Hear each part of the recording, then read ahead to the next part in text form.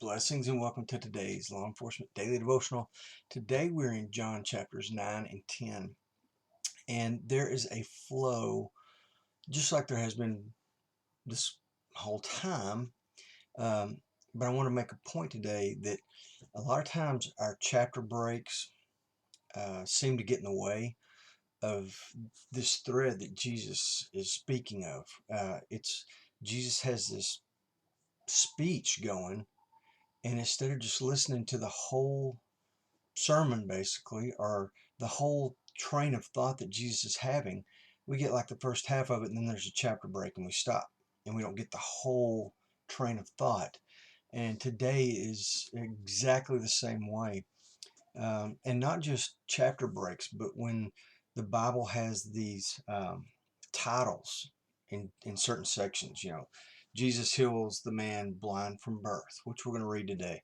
And then it moves into Jesus, the Good Shepherd. A lot of times, yes, it's nice to have these reminders of which stories are taking place, but sometimes it breaks up this train of thought. Jesus didn't just stop at one and start another. It's sometimes it's all part of the big picture that Jesus is. He's taking this teachable moment and he's using different examples trying to make his point to us. And today was, like I said, just like that. um, so when you read, don't always think when you come to a new title, um, the 10 virgins, don't just think, oh, well, he stopped and then this is the next day and they don't have anything to do with each other.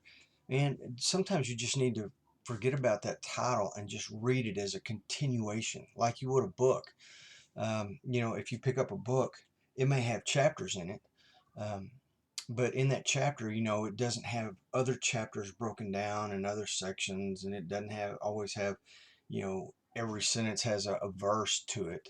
That is very important because that's how we memorize and look at the Bible. But when you sit down and read and you're looking at Jesus's teachings, listen to everything Jesus has to say, and don't mentally take a break here because there's a page break, or take a break here because there's a title change, or a chapter change.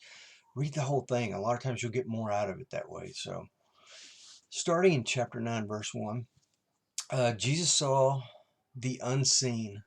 I love the thought of this. If you've got homeless people in your jurisdiction, or wherever you work, sometimes you see them every day and it gets to where you just drive by and you don't even notice they're there because they're just like a fixture. You don't always see the same building every day. You don't stop and take an opportunity to look at the building. You know what's there and you just drive by it every day. Sometimes people become that insignificant to us and we don't notice them. Jesus notices. He sees the unseen man who has no sight. There's just a lot there to unpack. Um, but it's also interesting because the disciples knew this man. It doesn't even say anybody's spoken to him yet, but the disciples already knew the guy's story and said, oh yeah, he didn't just go blind last year or last month. He's been blind from birth. He was born without eyesight. He was born actually without any eyes in the socket. That's what it's talking about here. He has no eyeballs. 9:3, um, they ask, did this guy sin or did his parents sin? And Jesus says something that is so awesome that I've missed in years past. Jesus says, no, this man is special. He was made for a moment where God will be glorified through him. And his moment is about to arrive. It's beautiful that this person that everybody has thought is insignificant for years, God says, no, he's special. I personally created him for this moment, and I poured out my I knitted him in his mother's womb for this moment. God knows this man, and he's been waiting for this moment to reveal himself to the world and glory. 9:4. This verse, in light of the man who they're talking about, has lived his whole life in physical darkness. and he's about to get his eyes opened to the light. But Jesus also says, spiritually, even though he's going from darkness to light, he's telling the disciples, he's making this teachable moment, this point of saying, you're about to go from the light of having me in the world into spiritual darkness, where you're going to be persecuted. And he contrasts the two. In verse 5, he says, while I am in the world, I am the light of the world.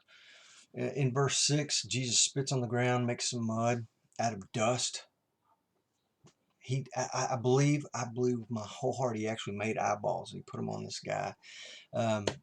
It reminds me of Genesis 2:7. He says, then the Lord God formed a man from the dust of the ground and breathed into his nostrils the breath of life, and the man became a living being. That same creative force that created Adam, I think Jesus took and used dust and created eyeballs. But just like a human being, Adam sinned, and so all man is born with Adam's sin. We're created from dust, but we're born with that sin. This man's eyeballs, created by Christ, put in a human being who's got sin. How do we get free from sin? We get baptized by living water, who is Jesus Christ. So Jesus says, get up and go. Jesus doesn't lead him by the arm. He doesn't take him. He tells him, go. I know you know how to get there because you've done it all your life. Go and wash your eyes. Baptize your eyes. The man later says Jesus anointed his eyes.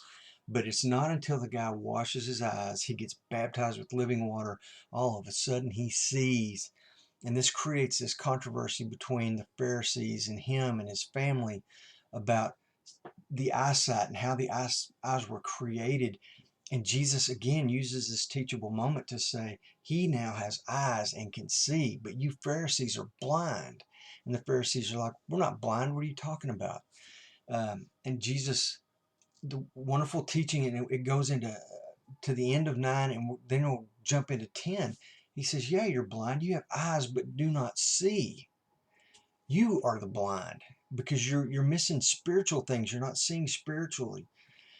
And then Jesus says, well, first off, do you remember Ezekiel 12:2?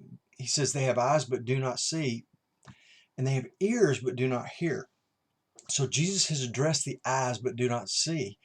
And then don't miss it, because he goes into 10 and he completes this by saying you have eyes but do not see, but you also have ears but do not hear.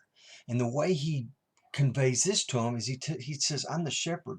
I'm the good shepherd. I'm the gate, and you can't come into the gate pen unless you go through me. It's just like he'll say later in 14:6, Jesus says, I am the way, the truth, and the life. No one comes to the Father except through me. So then he gets to the part where you have eyes but don't see, but you have ears and do not hear, because Jesus says, my sheep hear my voice and they follow me. You don't hear my voice. You have ears but do not hear. You don't hear the truth. Um, it's just such a beautiful 9 and 10 just flow. I wish we could take all the the titles and the chapter breaks and just put this whole story together so we could recognize that it's you have eyes but don't see and ears but don't hear, and that's what Jesus is teaching them. Ironically, in chapter 10 verse 6, the Pharisees, they don't understand what he's saying, and they don't get it, and it's Jesus is like, this is what I'm telling you. Yeah, you hear me and don't get it. And then 9:10, he says, I'm the door. If anyone enters through me, he will be saved. And I will go in and out and find pasture. That's just the same thing. You got to go through Jesus Christ, the gate. He's the only way to get to the Father. Um, all right, I've gone over, but it's a wonderful story. If you didn't read it, go back and read it. It's so cool. Tomorrow we're in Luke chapter 13 through 15, and the specifics will be on the next page. In the meantime, you guys be safe.